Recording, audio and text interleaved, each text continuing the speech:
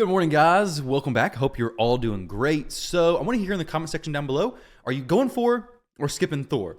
For those of you who are wondering if the epic is worth going for, I want to showcase her today, but also want to make it clear that I would 100% go for Thor over the epic champion.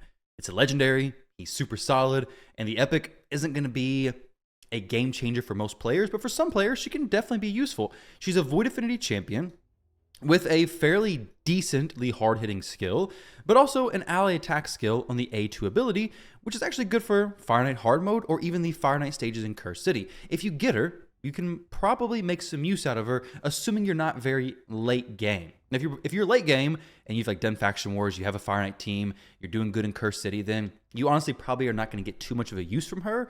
But when we look at the fusion, we have a big issue. The issue is that you have to go through literally everything.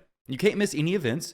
You have 450 total fragments, and you need 400 to actually get the champion. Now, when I said you can't miss anything, I mean if you don't do the summon rush. If you don't do the summon rush, you can't miss anything. If you do the summon rush, you can skip 2 things. However, the issue with that is the summon rush is at the very end. So we don't know what that's going to entail. We don't know if Freya's Deck of Fate is going to be somewhere in this, drain you of all your shards, drain you of your resources, and now all of a sudden you can't go for the Summon Rush. We don't know if the Summon Rush is just going to be a very bad boosted event. We don't know if the Summon Rush is going to have very expensive fragments. So in a way, unless you're willing to spend money, you can't fully expect to go for the Summon Rush, at least not in my opinion. Like if you're going to do this fusion and you want to make for certain you get Thor, you're going to want to make sure you do everything. Honestly, that's my plan. That's what I'm going to do. I'm not going to count on the Summon Rush. I really honestly wish they had the Summon Rush towards the beginning so we didn't have to make those decisions. But if you're in a spot where you know you're probably not going to get Thor, I want to talk about Dyana. So her A1 ability attacks one enemy 2 times. Each hit has a chance of placing decreased defense. It's a decent chance. I don't have mine built for accuracy. I have other champions doing the decreased defense. I just have her built purely for damage. Her A2 is very similar to the Dwarf Morag. Big differences, Dyana is Void Affinity, and she also has a defense ignore on that A2 ability, and her A3 also brings some different buffs. So they're both good in their own ways, but it's a very similar skill. So when we look at Diana's A2, her defense ignore is if they're under decreased defense. So teams up with 2 random allies to attack a single enemy. The allies joining the attack will use their default skills. If the target is under decreased defense debuff, these attacks will ignore 20% of the target's defense. So if you have a champion who has a very strong A1 ability and they join in with her, they're ignoring an additional 20% of the target's defense, which is pretty amazing, honestly. They can hit extremely hard, potentially, depending on who joins up. It's going to be random, but if you have the team that I have made, then the chances of you having a pretty significant A1 ally attack is very highly likely. Then our A3 is an AoE attack. Before attacking, places increased crit rate and increased crit damage buff on this champion for 2 turns. If this attack kills an enemy, places Veil buff on all allies for 1 turn. Honestly, it's not super exciting to me, the Veil thing. And then her passive ability. This champion will ignore shield and strengthen buffs when attacking under increased attack, Veil, or perfect Veil. This, I kind of wish it was like increased crit rate or increased crit damage to get the ignore shield and strengthen, but it's not. Those are things she can place on herself. This is a little bit more difficult to hit, but not too bad. Now, with her build, what I've done is I put her at 70% crit rate because she doesn't have anything in her kit that requires her to be landing a crit other than that A3. If we wanted to land a crit from the A3, but she's going to get us 30% boost anyways. This A2, I want her to crit, but it's mostly the allies. This A1, once again, I want her to crit, but it's mostly the allies. So majority of the time, she's going to have this 30% boost. And when she doesn't, she's going to be very quick to cast this again. It's on a 3-turn cooldown, a 2-turn duration. So she should be okay. Now, as far as her actual artifacts and her stats, we have pretty low HP. We have good attack, decent speed, close to 70% crit rate. It's not perfect. Good crit damage. And then the accuracy is honestly kind of low. But I have other champions for this Fire Knight team actually filling in those accuracy gaps. So now let's jump into a Fire Knight Stage 6 hard run to see how she performs in this team. Now this team, we have a triple hitter from Neldor, triple hitter from Creodin, single hitter A1, these are all A1 skills I'm talking about, and then a double hitting A1 from Stag Knight. So basically, whenever she has her A2 go off, she's guaranteed between 3 and 6 hits from that A1 ability, not counting her. So I guess it's 5 and 8. So 5 and 8 hits from her A2 ability is going to do very well, actually knocking that Fire Knight shield down. We don't have to worry as much about the Fire Knight shield not breaking. From that point, it's just worrying about getting the decreased speed applied, getting some turn meter decrease sinking in from our Neldor, from our Creodin as well, as quickly as possible. We have Farrakhan as well, which is going to be a guaranteed 3, 6, 7, 8, 9, 10, 11. 11 hits there. So we have 2 ally attacks. We have the single hits from everybody else. So we should do pretty decent as far as breaking the shield. The most important thing here is going to be team position, because when ally attack happens, if the shield breaks at position number 4, then position number 5 is going to be able to get their A1 through and apply the effects. So in this case, we have Stagnite at the very bottom, hopefully placing a decreased speed if it breaks just when he goes. So we unfortunately did not get the decreased speed applied. He went in again, still did not get the decreased speed applied. This may not be a great situation. Finally, the decreased speed got applied. We're getting some turn meter decrease going. We could use Neldor and prioritize his A3 abilities as well. I didn't prioritize it. I figured he'd just use it, but apparently he's not. Apparently he is on vacation from using that A3 and is refusing to even place. Okay, there it goes. He uses it now. Not for sure why he waited so late. Little bit past the point of where it matters because, well, the Fire Knight's turn meter was high. He should have used the A1. So with that A3, you could either turn it off or set it to an actual priority. But here, we have so much ally attack going off that we have a high likelihood of keeping the turn meter at bay, even if it starts to run away. And these aren't perfect builds. These aren't perfect speeds and timings and presets. So if you're going to run this team or something like it, then you can adjust it. You can make Neldor never use that A3. So you know he's always going to be doing the A1. Chance of the turn meter decrease. Chance of placing that freeze. We got both freeze champions just now, so they're all going in. I do keep Creodin's A2 on and his A3 because they're all beneficial. And then we're going to go ahead and finish off the Fire Knight very soon. So a 2.5 minute run, basically. 2 minutes and 21 seconds. That's not a bad time whatsoever, honestly. 2 minutes and 21 seconds. Fire Knight stage 6 hard. Just imagine, if you got Dyana with more blessings, you could get her Phantom Touch for more chances to break the Fire Knight shield. You could get a Newt in here, of course. You could get Mikage in here for controlling the waves. All kinds of different champions could be fit into these slots. Her role is a damage dealer plus the ally attack. Neldor is freezes plus decreased speed potentially. We have Creodin for wave control plus decreased turn meter on the actual Fire Knight plus the increased speed and increased turn meter. I believe he does that from the A3. We have Farrakhan for ally attack and Stagnite for the decreased speed. You could use all kinds of different champions in Stagnite's place. He's also here for a decreased defense as well. You could use a legendary champion. Decreased defense, decreased speed. Who brings that? Well, we have Ruella. You could do it, but I would prefer an AoE, decreased defense and decreased speed. Looks like we don't have a ton of options for that, honestly. So, honestly, works out fantastic. Royal Guard, not an AoE decreased defense, so Stagnite may be one of the better options, honestly. But you could use a champion like Newt, no problem. So for the champion builds, I'm going to go through these quickly. The main showcase I want it to be on is Dyana, so I don't want to focus on this too much. So we'll go Stagnite, Creodin, he's in Relentless gear. We have Dyana. I'll go over her gear a little bit more, so we'll skip past her. Have Farrakhan with no boots on, 240 speed-ish. And then Neldor. Artifacts, skills, masteries. Don't have many blessings on this team. I'd say it's a relatively accessible team. Her stats are not crazy high either. Now, her masteries, we have Helm Smasher. This could be better at Giant Slayer or War Master potentially. As far as the presets go, I'll show you guys what we have. And then we'll jump into some other areas for more testing. So Dyana, round 1, round 2, round 3. Neldor, round 1, round 2, round 3. I could actually turn this off if I wanted to, or just have it open and then don't use. Same thing here, I could open and then don't use. He may not use it at all in the second wave, but then again, maybe he does. Creodin, round 1, round 2, round 3.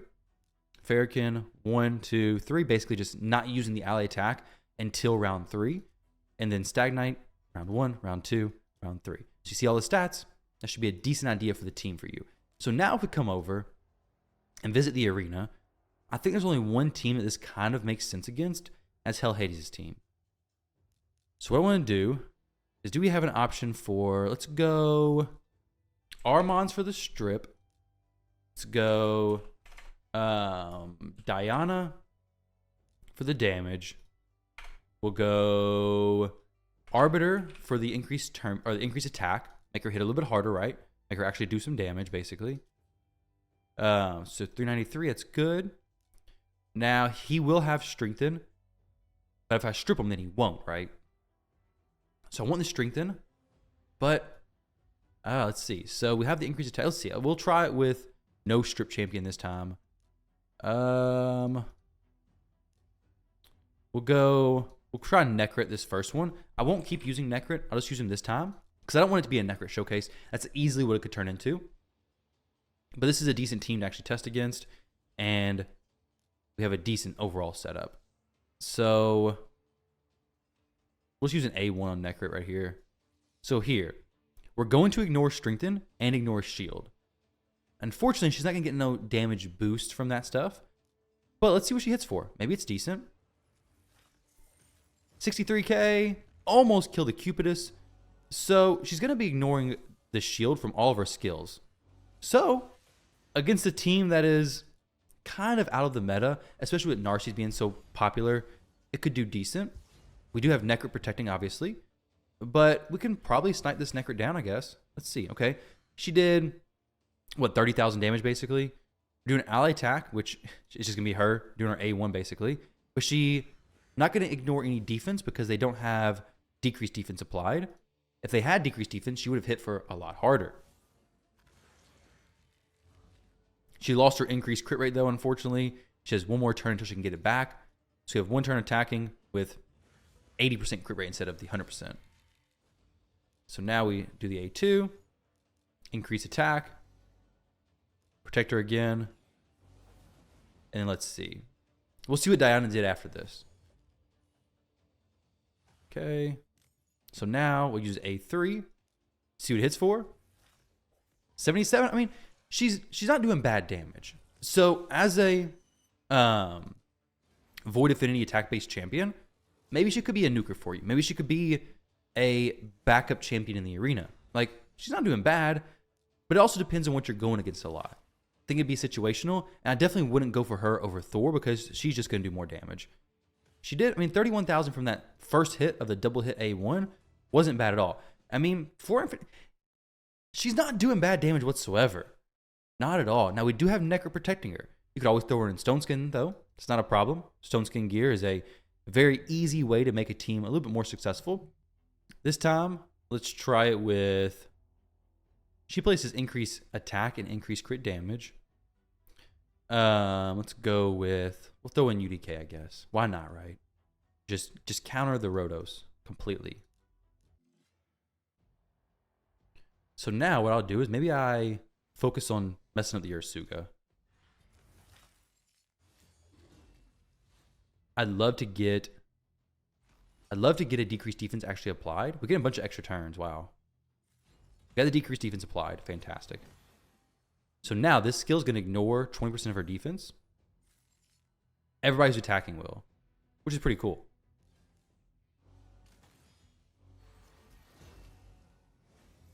She's back again. Not a huge deal.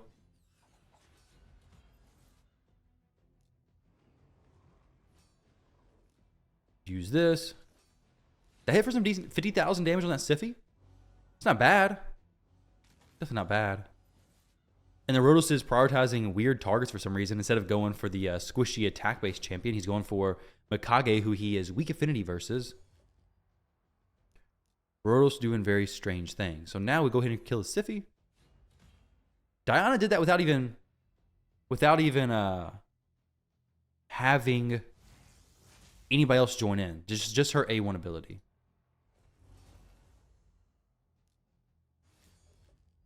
That's pretty cool, honestly. Get right picked up. Strip them. A2, and then let's see. Don't really need that to happen because that's just gonna make Rotos just make him counterattack anyways. We'll do that. And then let's see what she hits for. Oh, she's just gonna have neutral attack basically. Or Mikage can cleanse her. Sweet. So now let's see. Mikage just hit for 24,000, I think. It's crazy. So she did 301,000. I mean, not too bad, honestly. All right, so I'm going to test her versus Genbo. Now, this Genbo is +2, so it's going to be a little bit skewed. But if you look at Dyana, her base attack is 1421, and Genbo's is, let's see, 1409. He does have +2, so he has a little bit of extra attack built in, but it's going to be a decent comparison because he also places increased crit rate on himself. So it's a more one-to-one comparison. Also Void Affinity. Also a good nuke champion, good AoE. He's pretty popular and pretty known for being a solid arena option. So how does Dyana compare to Genbo? Let's see. Open with increased crit rate, and then we'll go the A2. Now this A2 has a chance of decreasing duration of all buffs, and this effect cannot be resisted on crits. 86k. I think he's probably going to do more. 343. He is +2, like I said, so it's going to be a little bit different, maybe. Well, that's not right. Ghostborn did extra hit. Not a big deal, though. So 323. And then hit 4. Let's see it. 329. So if we look back at Dyana one more time. So 320 is what he was hitting for. 320-ish at +2, which +2 gives a little extra attack, a little extra maybe crit damage as well. So he will have a little bit higher stats than her. She hits for 254. So Genbo is definitely nuking a little bit harder. If we were to put a ring and a necklace on her, 298, what would the difference be? So Genbo at +2 is getting 282 attack plus 5% crit damage. So I was just to put on a ring of attack, basically. This may even things out a little bit. It's 400 extra attack. Let's see what it does. She also does all this on one skill, which is pretty sweet. 356. So honestly, she may be pretty similar to Genbo. 321.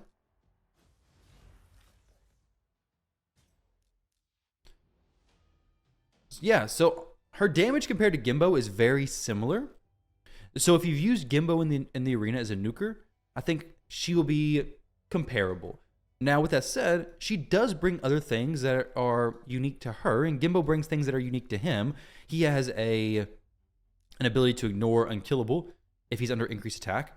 She ignores shield and strengthen while under the similar stuff. And he also steals increased attack. He has some other solid things, and then an arena aura as well. She has an attack aura. So they're fairly similar champions. She brings more damage, and she is, well, as far as more the ally attack and stuff, she brings, I think, more utility for a lot of areas. But they're both going to be useful and beneficial. So if you get Dyana, she's a solid epic champion. If you need help from Fire Knight, she's great. If you want to work on the arena, she could very well make it into some teams in lower levels of arena. I'd say probably below Silver 3. She could be pretty good in Tag Team Arena. For Classic Arena, she could go pretty far. For Live Arena, you could probably use her in there as well, honestly. She could be a nuker, throw in Stone Skin. She'd be a pretty decent champion who you can build with higher stats because of the fact that she has the increased crit rate that she's going to give herself. And that A2, going to help her out a little bit more. She definitely brings more utility than Genbo, because if we take her and throw on an accuracy banner, now all of a sudden she's placing decreased defense, plus going to be ignoring 20% of the defense when she places that. So like throw her in this set, go back to Dragon real quick. That banner is actually pretty good for her. It's like a really good banner, honestly. Throw her right here, then her A2 ability is going to hit for pretty hard, I bet. Double hit, 26,000. So that would have been, what, well over 50,000 from that A1 ability? Not too bad. Not too, actually, no, it went even more than that, I believe. Let's see. 35 plus 27, yeah. So pretty good. Pretty good numbers there. 69,000 from the ally attack. So that's just our A1 skill. But guys, that is the showcase of Dyana. Let me know if you're going to be going for Thor or if you're going to be sitting this fusion out. It's going to be a tough one. It's definitely going to be a tough fusion to go for, but I think if you pick up the Epic Champion alone, you'll be, I guess, better off than without her. I'm still going for Thor. I don't think it's worth going for her specifically, and since you can't pick up an extra copy of her, I just probably won't have her in my account. I'm not going to be missing her, but some players could get a lot of benefit from her. Like I said, I still think Thor is amazing, but I wouldn't just skip this event completely. So guys, thank you all for watching. I appreciate you all very much, and I'll catch you in the next one.